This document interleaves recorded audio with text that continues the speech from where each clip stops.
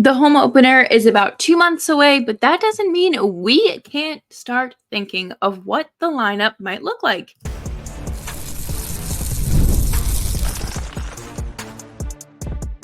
You're Locked On Flames, your daily podcast on the Calgary Flames. Part of the Locked On Podcast Network, your team every day.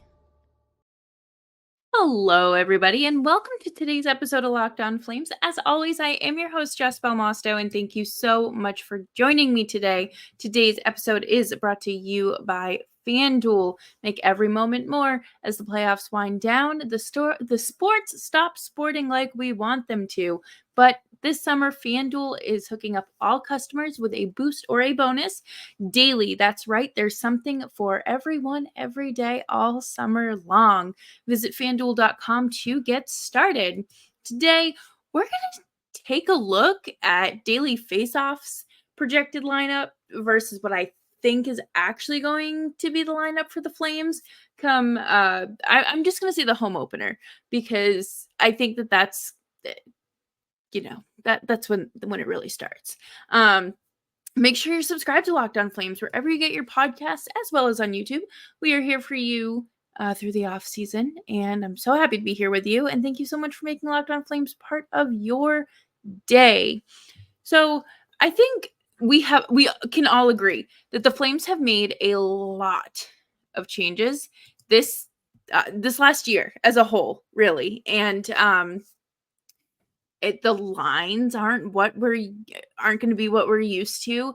There's not going to be the familiarity of the defensive pairings and the penalty kill. So we have to start looking and expecting different things. And I thought that today would be a good day to look at this, because we are like 2 months out from the season opener against Vancouver, and then just over 2 months from the home opener in at the Saddle Dome against Philly. I have gaslit myself into thinking it was against Chicago, and I have no idea why. But I thought, again, use daily faceoff as a reference, because they're pretty reliable when it comes to this stuff. But I do have some thoughts. So they have Huberdeau, Backlund, and Blake Coleman as your top line. I do not think that this is the top line. I think you have Huberdeau, sure. But then I really do think that you're not going to have Mikael Backlund playing 1C minutes. I think he has kind of fit perfectly in that 2-3C spot, depending on how you decide to roll out the lines. And asking a man of his age at this point in his career to play 18, 20, 21 minutes a night, like, I do not think that that's if it does happen, it's not going to last long. I also don't see Coleman on that line. I do see Anthony Mantha.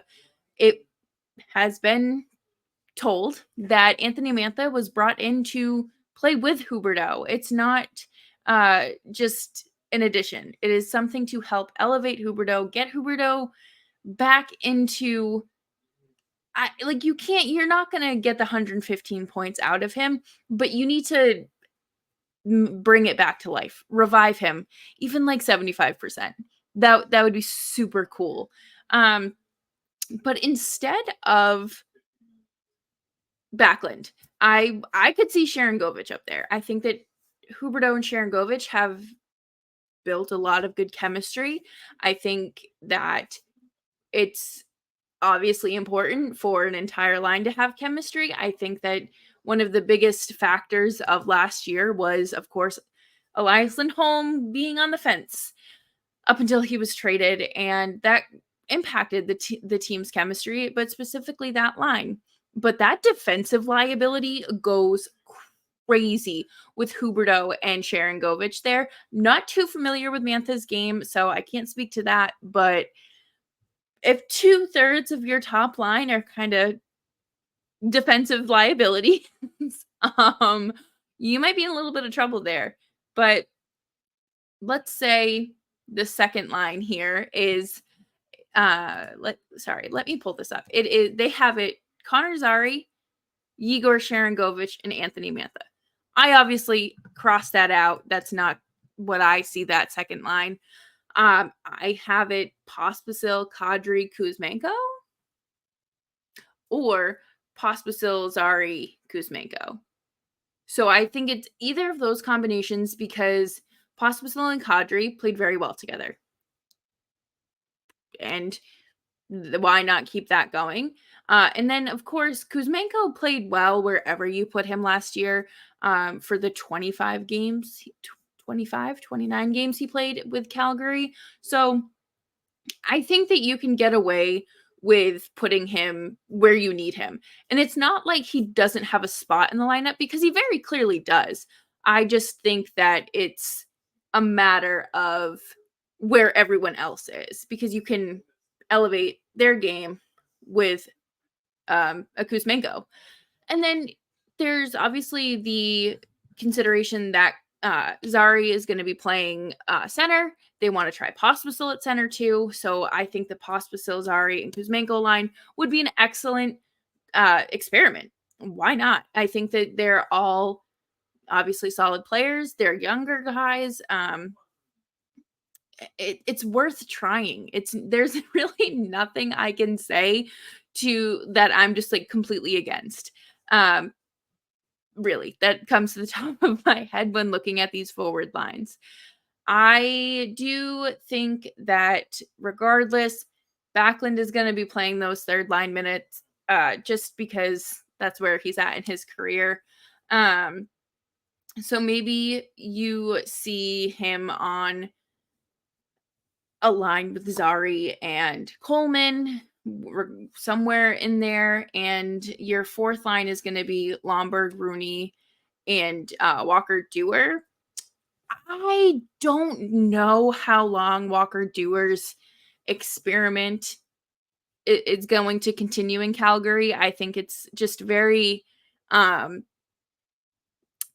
we've been there, done that sort of thing. And there are players like Matt Coronado and Jacob Pelletier who are ready to make the jump to the NHL. So he's a good little placeholder until things are good to go there. But I do think Coronado is going to be in that spot come opening night.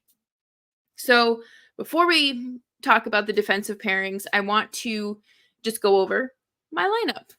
So your top line is Huberdeau, Sharangovich, and Mantha, and Zary, Backlund, Coleman as your second line or third line. Again, flip interchangeable with Pospisil, Kadri, and Kuzmenko.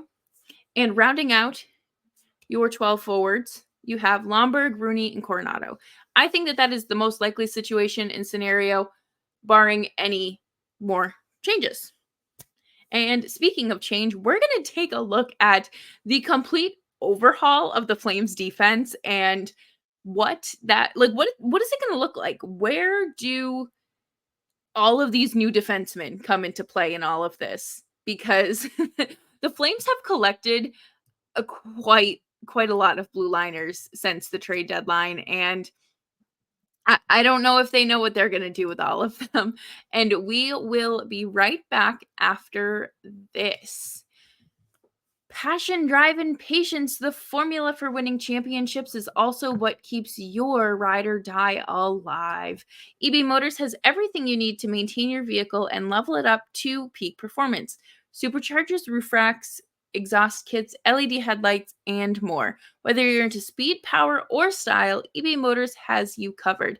With over 122 million parts for your number one ride or die, you'll always find exactly what you're looking for. And with eBay Guaranteed Fit, your part is guaranteed to fit your ride every time or your money back. Because with eBay Motors, you're burning rubber, not cash. With all the parts you need at the prices you want, it's easy to make your car the MVP and bring home huge wins.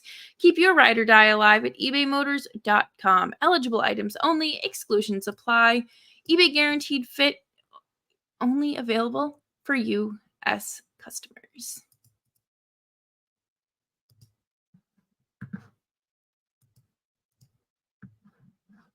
Thank you, everyone, for hanging out with me today on Locked On Flames. Make sure you're subscribed so you never miss an episode as we get through the dog days of summer and into the off season and slide back into your daily Calgary Flames coverage before you know it. One of my biggest concerns at the end of the season was the defense. And not because Craig Conroy didn't get enough pieces or things like that. I think it's, you were going to be trading Jacob Markstrom. We knew this. But then you also had Dustin Wolf coming in, who has minimal NHL experience. And the guys that were playing in front of him didn't have me thoroughly convinced that an 82 game season was going to happen if they were the ones defending him. I think that the additions of Kevin Ball and Jake Bean they're good. Oliver Shillington obviously left in free agency. He signed with the Avalanche. And then, obviously you have the Hanifin and Chris Tanev trade, which creates such a gap in your defense because Chris Tanev is such a true, he's a defenseman's defenseman. I think that he really carried the Flames penalty kill. We saw how they've fallen apart without him in the past, especially in the playoffs a few years ago. So that man's a warrior. I really think that he was a critical piece for the Flames, but that contract that Brad Treliving signed him to in Toronto, LTIR, I guarantee you, in 2 years. And Noah Hanifin, I don't know. I don't think Vegas is going to be good for, as good as they have been previously. But I do think that the Flames have defensive prospects that could potentially make the jump this year as temporary stints. If someone is injured, if, something just happens where they slot in, I think that that's going to be the case. But this is a fluid situation because we know that Ryan Huska will throw anything into a blender if he needs to. And especially where, none of this is set in stone. It does not have to be set in stone. You don't have to roll out the same pairings, the same lines night after night after night. Experimenting is good. And I think, again, the pieces the Flames have brought in or, asserted into the defensive pairing since the deadline kind of it shakes things up a little bit. And you're still trying to fill that gap that Chris Tanev and Noah Hanifin left. And even Nikita Zadorov, for goodness sake. That man is 6'8", he's 7 feet on skates. He's a big guy. And obviously your top pairing was Weegar and Anderson. And they would split up if they saw fit. And Daily Faceoff has them, the pairings as Weegar and Miromanov. I think that's good. Miromanov was pretty solid from, I believe he came over in the Noah Hanifin trade. Again, so much of this happened in such a short period of time. It feels like all of the trades just blended together. But Miromanov, pretty solid defenseman. And they got Pahal, Braden Pahal as well, but off of waivers, which is interesting. Because the Flames made 2 waiver claims last year, and that's the most they've made in a very long time. They don't typically put in for waiver claims. And then your second pairing is going to be allegedly projected.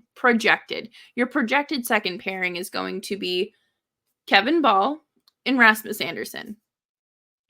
I think, Kevin Ball is I have not watched a lot of his game, I will admit, but I have spoken with people who have watched a lot of New Jersey Devil games, and what Kevin Ball brings to the lineup. He's not horrible. He similar to Nikita Zadorov in terms of the minutes he can play, and sometimes he can play up.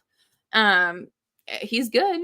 He'll do the job. It's not like he is just going to go out. He's not oh my goodness. He's not like Eric Goodbranson in terms of just going out there and skating, or like a Derek Forbert who just goes out there and as soon as he hits the ice, it's like, why even have him out there at all, sort of thing.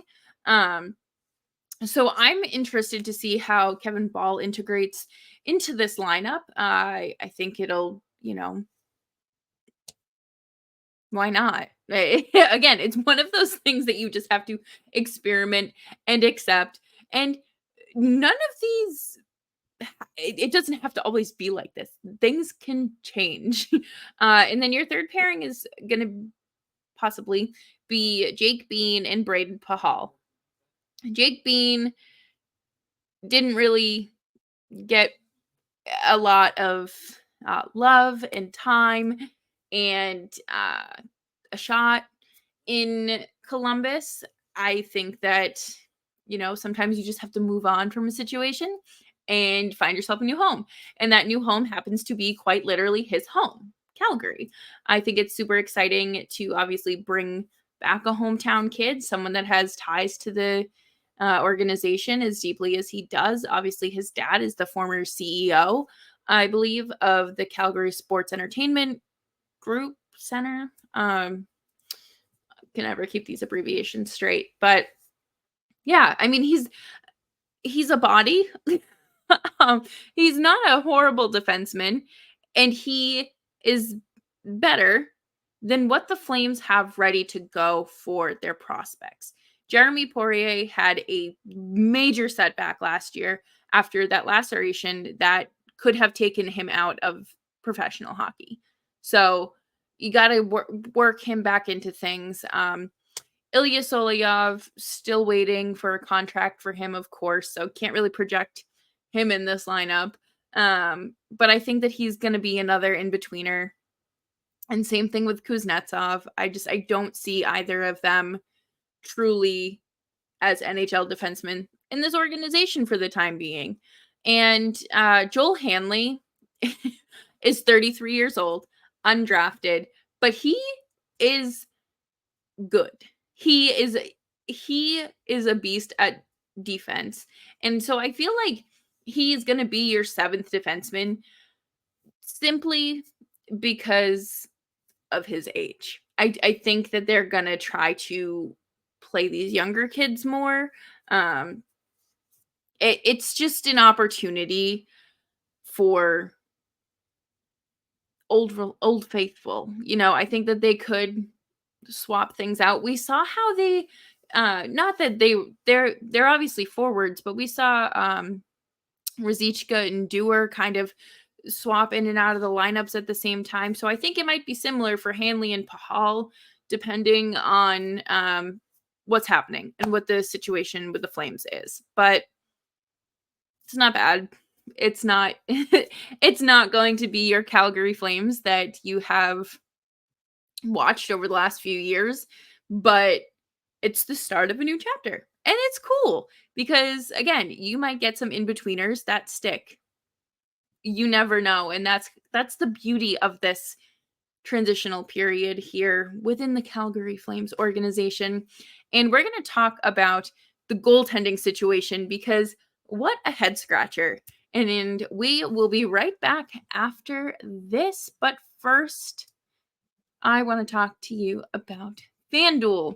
I love sports, you love sports, and I love them so much that I never want them to stop. But the playoffs have finished, and we're getting fewer and fewer games, and the sports aren't sporting like we want them to. But FanDuel lets me keep sports going whenever I want. All I have to do is open the app and dream up bets anytime I am in the mood. It's really that simple. And this summer, FanDuel is hooking up all customers with a boost or a bonus daily. That's right, there's something for everyone every day, all summer long. So head on over to fanduel.com and start making the most out of your summer. FanDuel, official sports betting partner of Major League Baseball.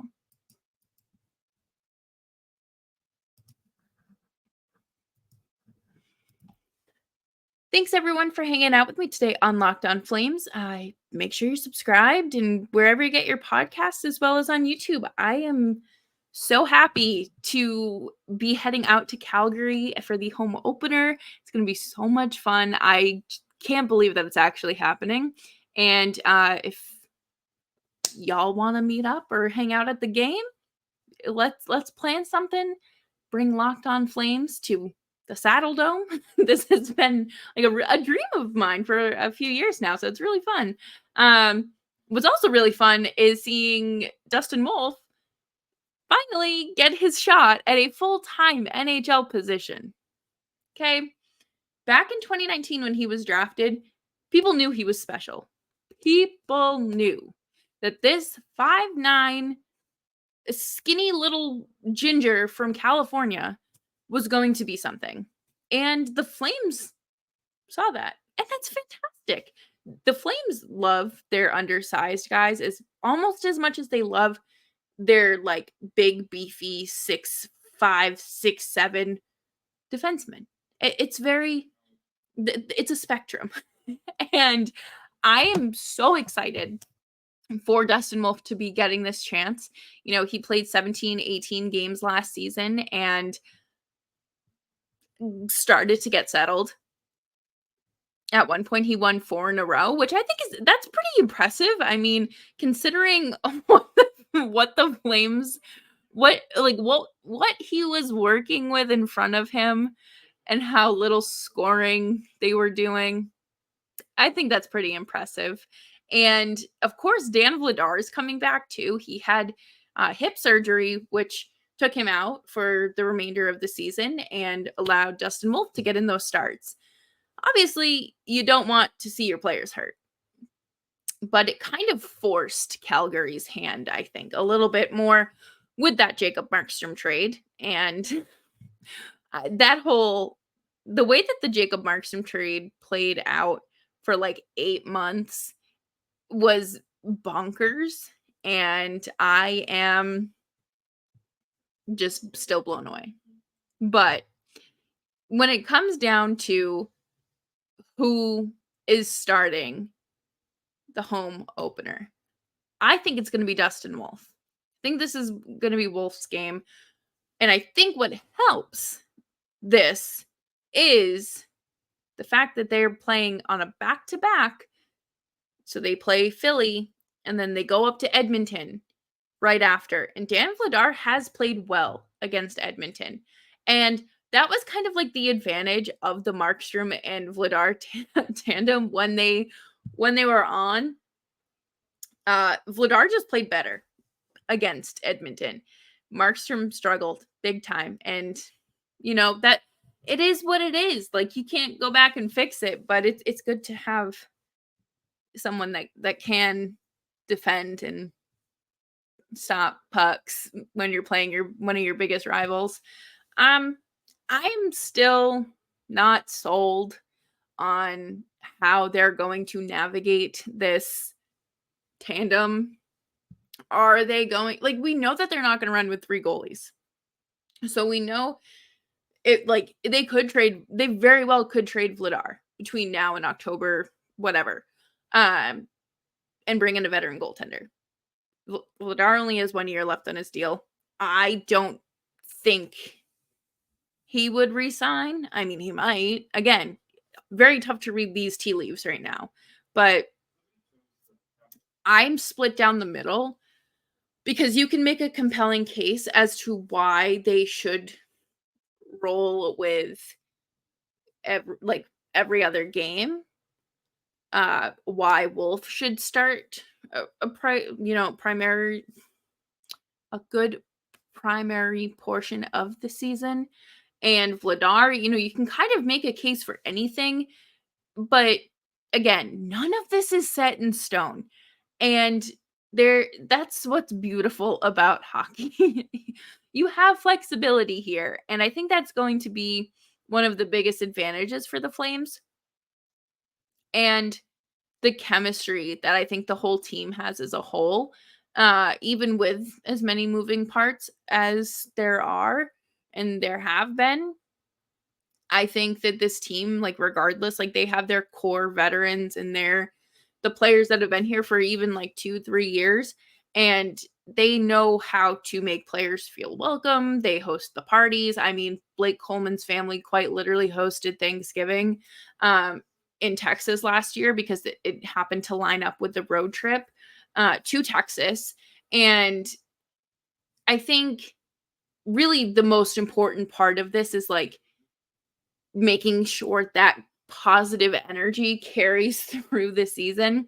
It's not every season is going to be bad.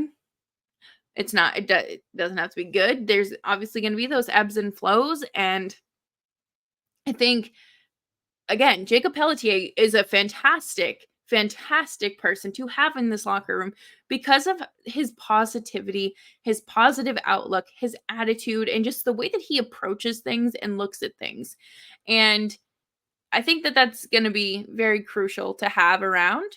And hopefully that extension gets done relatively soon so we can continue watching Jacob Pelletier with the Flames. He's been great for the Wranglers, and he would have made his NHL probably full season debut last year, but he did get hurt in the last preseason game against the Kraken. Some kid boarded him, and it stunk. It took a lot of wind out of a lot of people's sails, I would say, but it's a new year. I think these players are working hard. We've seen Pospisil and Hanzik training constantly together this summer, and that's all you just want your players to work hard. You want them to show up and want to do their job. It's that simple. But that will do it for me here on today's episode of Locked On Flames. Thank you so much for tuning in. I hope you all have had a fantastic week and have a great weekend. Stay safe. Enjoy, these August weekends. The summer's not going to last much longer. Make sure you're subscribed to Locked On Flames wherever you get your podcasts, as well as on YouTube. We are here for you through the off season. We're not here for you every day right now. We're here for you 3 days a week. So, barring any big trade news or anything, you'll hear from me on Monday. You can follow me on Twitter at Jess Belmosto. And until then, stay safe, stay warm, stay dry, stay hydrated, and remember to be kind.